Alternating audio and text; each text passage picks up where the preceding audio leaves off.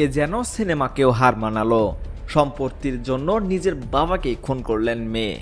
দর্শক, ঘটনাটি ঘটেছে কুমিল্লায়। এ বিষয়ে বিস্তারিত থাকছে ভিডিওতে।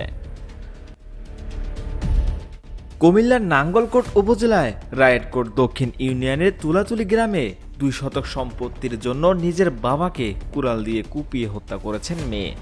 ঘটনাটি ঘটেছে বুধবার। নাঙ্গলকোট থানার এসআই কামাল বিষয়টি নিশ্চিত করেছেন।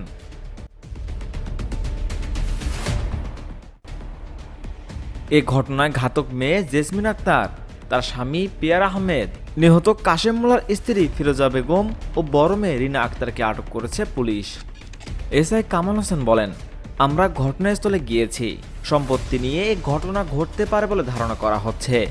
জিজ্ঞাসাবাদের জন্য 4 জনকে থানায় নিয়ে এসেছি। লাশ ময়নাতদন্তের জন্য কুমিল্লা মেডিকেল কলেজ হাসপাতালে পাঠানো হবে। এ বিষয়ে পরে বিস্তারিত জানা যাবে।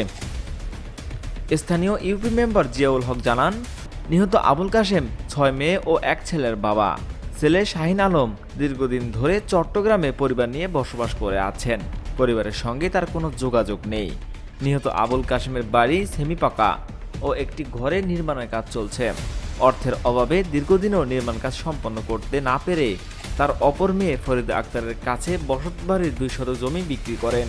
এ নিয়ে তার আরেক মেয়ে ঘাতক জেসমিন আক্তারের সঙ্গে বাবা আবুল কাশেমের কথা কাটাকাটি হয়। তর্কের এক পর্যায়ে আবুল কাশেমকে কুড়াল দিয়ে আঘাত করে জেসমিন।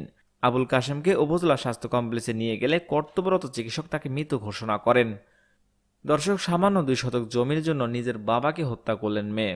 এই মেয়ের কি শাস্তি আপনারা আশা করছেন? জানতে চাই আপনাদের মূল্যবান মতামত।